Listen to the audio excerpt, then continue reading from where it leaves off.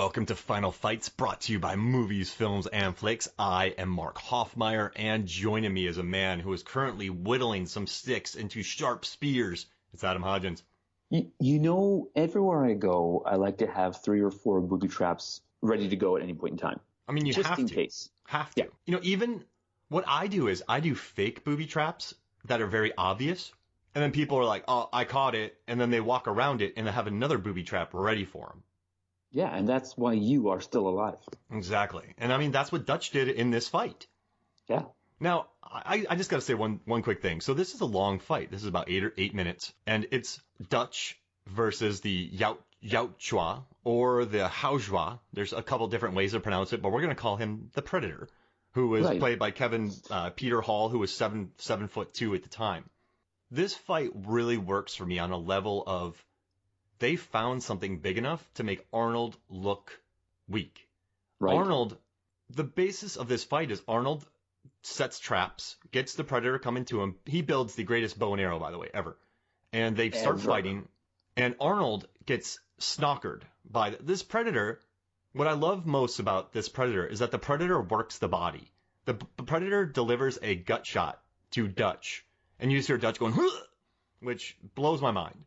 The rest of the fight is Arnold Schwarzenegger crawling while the Predator just walks behind him cheekily. Yeah. And I think this is the first time, like, in a movie that Schwarzenegger doesn't win this fight. He just doesn't die. Yeah.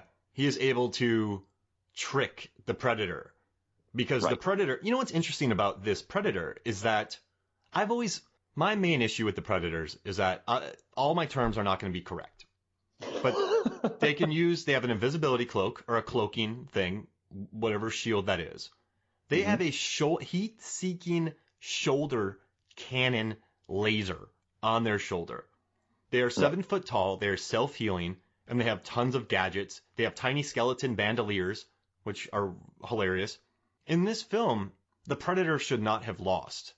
And I thought it was interesting how they added in this hubris to the Predator, which cost the Predator its life.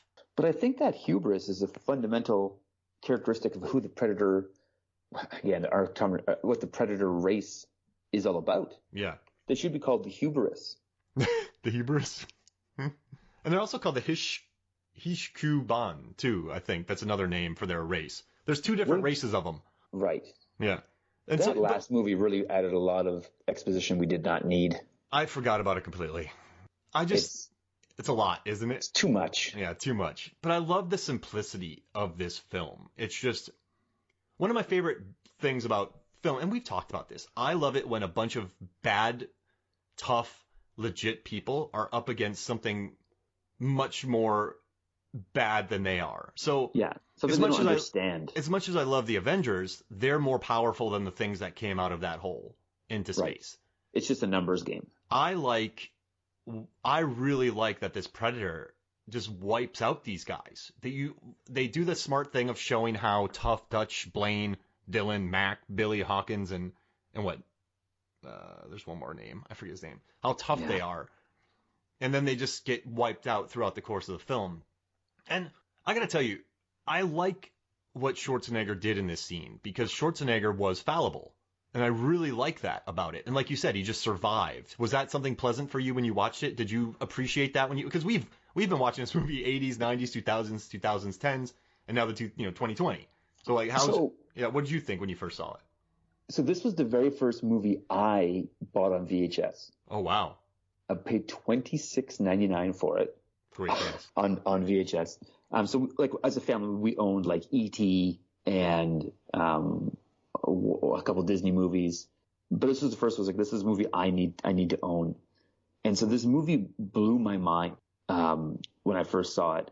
But I remember being disappointed at the end fight because Schwarzenegger didn't win. Like, what was I? I would have been like 12 or 13 when I first bought it, and he got smacked around. Yeah, the big guy Schwarzenegger is supposed to be like. I didn't know how to digest a movie where Schwarzenegger just didn't dominate.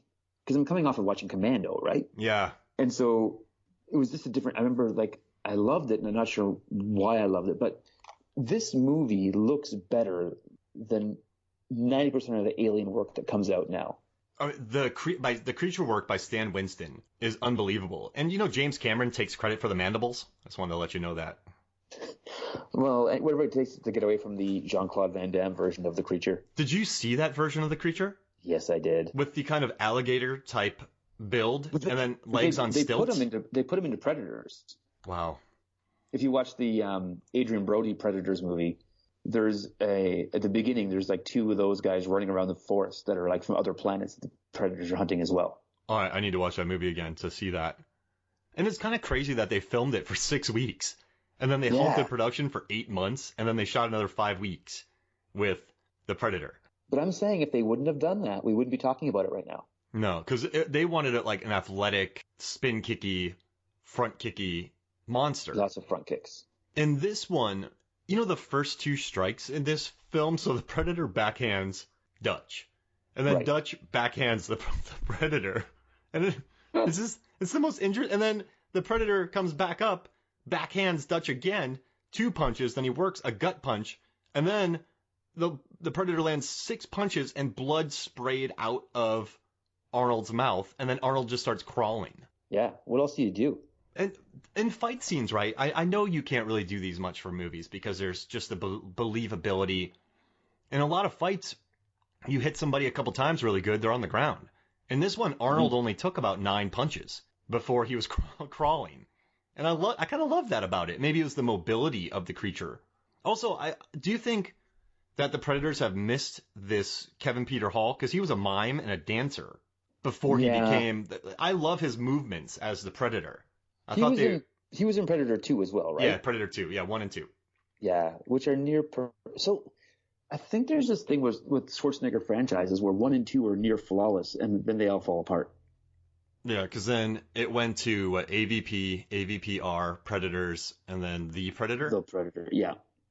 But even like if you watch the Terminator stuff, 1 and 2 are near perfect movies, and then it all falls apart. I like in 3 I like the chase in 3 where he drops the anchor into the manhole cover and then the car flips. I think a lot of movies have ripped that off with like even Fast 9 trailer of large vehicles flipping head over. Like, you know what I mean? The back goes over the front. No, there's good beats in them. Like there's cool things that happen, but if you watch 1 and 2 together, it's perfect. You know what? Change a shot. This is kind of random, but you know what Predator taught me? And Terminator, what they taught me is simple is not easy. No. This movie is a simple plot. Special forces go in and they are hunted by a creature. Right. And it's a very, the one-liners work. It's very macho. It's very, I think, but the characters are, but it's interesting how I know all the characters' names in this movie, and I have forgotten characters' names from probably 98% of the movies I've watched. Right. So for some reason, this very simple plot was able to create likable characters, a memorable monster, but none of it was easy. This was an intense shooting schedule. It was crazy, but here's a question for you. Is there, in the history of cinema, a more quotable movie? Well, all right, barring comedies, right?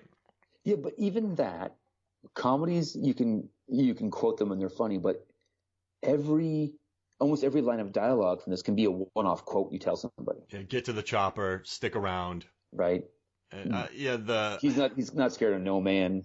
Yeah. If it bleeds, we can kill it. I'm gonna get you. That's not what she said. Yeah. Hello. Wasn't there a weird joke? Yeah, there was a couple weird jokes. I remember as a kid being like in the room, avoiding eye contact with my parents during those moments. I'm like, I don't. If it's almost like you're playing hide and seek as a kid. It's like they can't see me, I can't see them. Let's get through these awkward jokes, and then we'll move on with the rest of the movie. You know what I think about this film too? It's incredibly macho, but it's also accessible to me. I think it's accessible to most people. It's not. Absolutely. It's not these are not, like, these guys are certainly macho, but they're not, like, a lot of these movies where they're super acting tough. They're, I don't know, they're insecure or they're tough because they're insecure. These are just bad dudes who are up against a worse dude. And I think, does that make sense? Yeah, absolutely. Absolutely. And again, it was the 80s and this is what we wanted to see. This is what our action stars were. Like, it was of a time, but it's like timeless in that. Like you go back and you watch some movies. Like I watched Bill and Ted the other day with my kids because I'm like, hey, we're not going anywhere. And I forgot how like in the 80s there was lots of super like language that in a PG movie that would not fly today. No. Right? Like just about people's lifestyles and it was just like, why was this okay ever? Like, why was this language like? Why are these the heroes talking this way? And it's it doesn't age well. This movie, if I put it on right now, well, again, 2 years ago, The Predator was released. Mm-hmm. The Predator, and I was in a weird like 2 weeks when it came out. I was moving between two jobs. I was left one church and I was going to another church, and there was some like long meetings and whatnot. So I was coming home late from a meeting one night, and I said, Heather, I'm just going to go to with this little local theater called the Gem Theater. It's like a little independent. There was $5 for a ticket, and it's like two theaters. It's great. I was like, I'm going to go see the new Predator movie on the way home just to clear my head from everything that's going on. So she was like, okay, go for it. Go see the Predator. And I remember going into it and thinking like, not only is this not as good as the first one, it doesn't look as good, and like it doesn't hold up as well. It already ages weird compared to the original one that still is great. Do you think that's partly because, I hate saying this word, but it's a very analog movie, Predator, and it's very brick and mortar. It's based on practical effects. And you said that from our 13th Warrior podcast. Yeah, you're right. Outstanding production design. Oh my gosh. A movie that doesn't age at all. Right. Beautiful. But if you shoot things outside and you make practical effects, they're always going to look practical and good. Yeah, and this movie.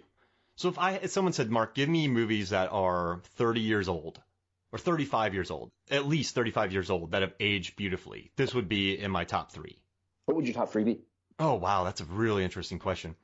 Anything by Kubrick, Shining, Doctor Strangelove, just sort of that kind of world.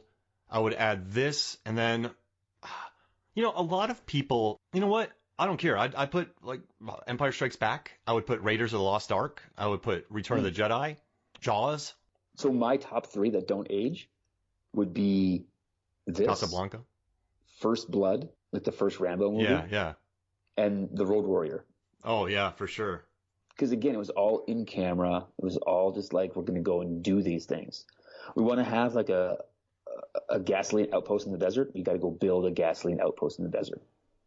And they did it too. What about, I wonder if Waterworld's held up because they built everything as well, but that's not 35 years old. So this is the only time I feel real fear as an adult, like real judgmental fear.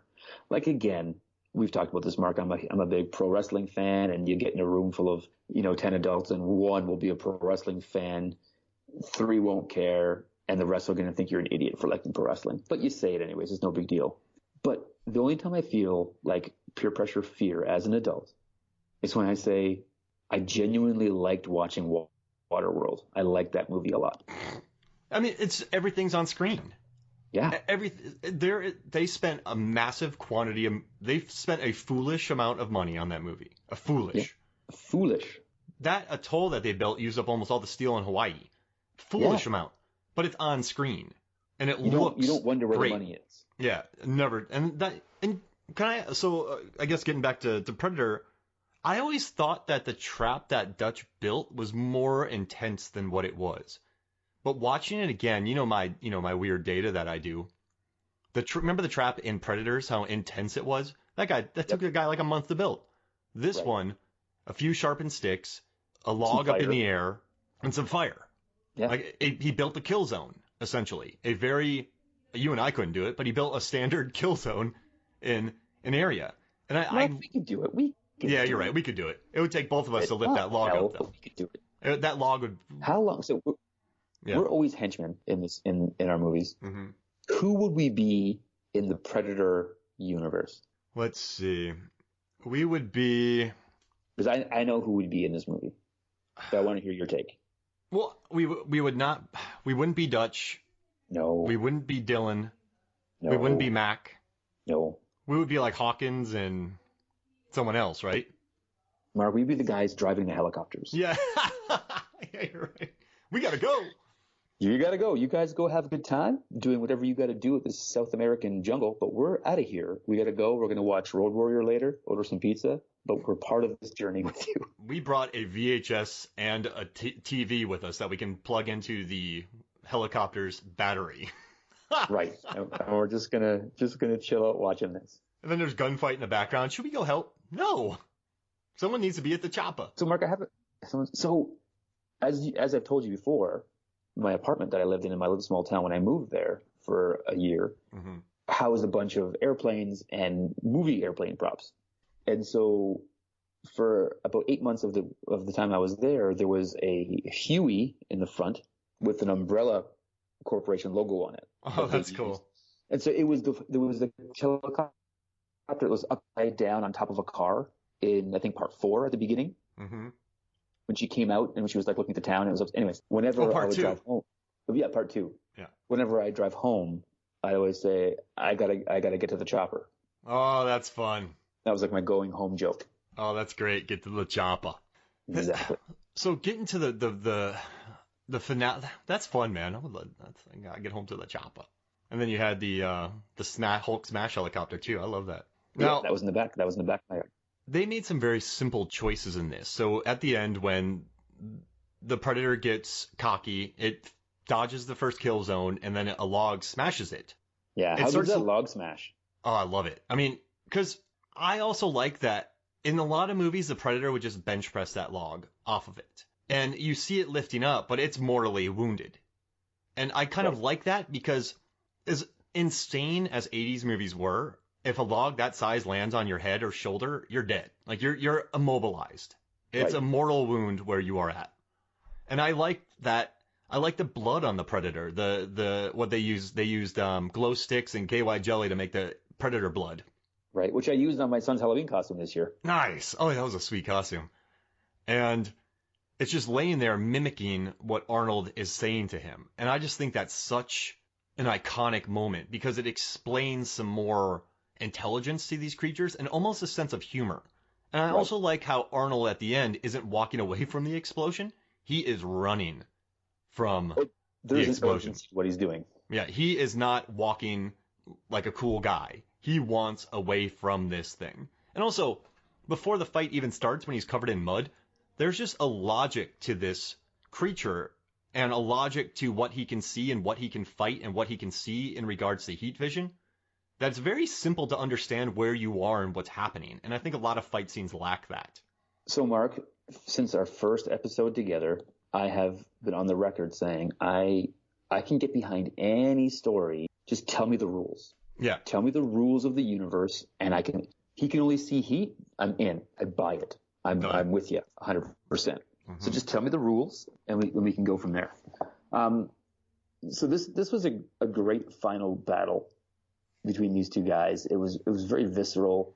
I think it's so believable that that's an alien, right? Because he's like touching. It's not like we've talked many times about how CG fights, you don't feel the punches. No. You feel every punch that either one of these guys takes and throws. Oh yeah, like every punch. My favorite moment in this movie, hands down, is when he drops the mask and it hits the ground with that thud. Yes, I love that thunk. They made that thing seem so heavy. I'd love to see a crazy movie data post, Mark, about how much a Predator helmet weighs. Ooh, because that thing really smacks on the ground. But then in The Predator, a kid wears one for Halloween. Can we just pretend that The Predator isn't a movie? I don't know, man. It's there. But I would like to see that movie data. How much does a Predator helmet weigh? All right. Why not? So you'd have to gauge the... I would say this. How much does the Predator's armor weigh? Well, I like that. That's fun. Just the first movie. Just the first movie. And I'm going to preface it. I just watched the first film. I don't care about the comics. You know what? I would say 1 and 2. Okay, 1 and 2. Yeah, you got to add some Busey in there. You got to add some Busey. And some packs. And those movies feel like the real Predator movies to me. Dude, we should cover Predator 2 fight scene next. Oh, I'm so down with that. D-Gloves? D-Gloves battling a one-armed monster? What a brilliant strategy to handle that fight scene. Yeah. I love these movies. But yeah, no, so Predator 2 was dynamite. But I remember being watching it and being disappointed that it wasn't Schwarzenegger. Oh, wait, should we save this for the pod, the Predator 2 pod? That's all I'm going to say. Nothing else. But yeah, we'll save it for the Predator 2 I love pod. D-Glove, though, man. D-Glove crushed it in that movie. Well, we'll save it for the pod. There it is. Final thoughts about this final fight before we get out of here? It's my favorite on-screen alien of any race, and it's my favorite Schwarzenegger fight ever. Wow. And I guess my final thought is that you have to do it for narrative storytelling to let the audiences know where things are. But Arnold sure was telegraphing where these traps were. He was looking at everything. So if you're the Predator, just look at his eye line. Oh, there's a spike. Oh, there's that stick. Like but Arnold Mark, what's up? Here's the thing I want to say, and this is why I buy that. So with this whole situation right now, my job has essentially changed from being a youth and worship guy at church to like producing our weekly television show. And so we broadcast it online on Sunday morning. So it's pre-recorded, it's ready to go. But not until 10 o'clock on Sunday morning do I know whether it's going to work or not. There's always like an anxious nervousness about it. Yeah. And I think Schwarzenegger's just, he knows, he trusts himself. It's his traps are going to work, but he's just not sure. So I think the telegraphing he's like looking at it once more like, did I set it up right? Is it going to go? I think he's not telegraphing so much as like just, he's a little cautious. This is a life or death situation here. Got it. So yeah, I'll buy it. I'll give you that. And then one last question before we get out of here. How much does that Predator regret keeping the middle spike in when he traps Arnold on the tree in the beginning of the fight? Is it the middle spike? Or does he only have two spikes? Or is it, I think he keeps one in, right? So then he traps Arnold's head. Right. But here's the thing, Mark. Do you think the Predator was disappointed with how that fight went? Because he was laughing at the end. Yeah, I guess that, if you're going to be about it, you better be about it. Does that make sense? They just own it. I think that's like, it's almost like a Klingon thing. Like, this is a good way to die. I met my match. I made the mistake of not blowing him into smithereens or stabbing him, and this is what I get. I also like when he's checking out his skull, when he's like, look at it, that'd be a good trophy. Yeah, you can tell he's like, what is in that thing? That bone density. He respects Dutch. Right. All right. Well, this was fun, man. Thank you for joining me. Anytime, Mark. This is good. So for me, Mark Hoffmeyer, for Adam Hodgins, this is Final Fights. We'll see you next week.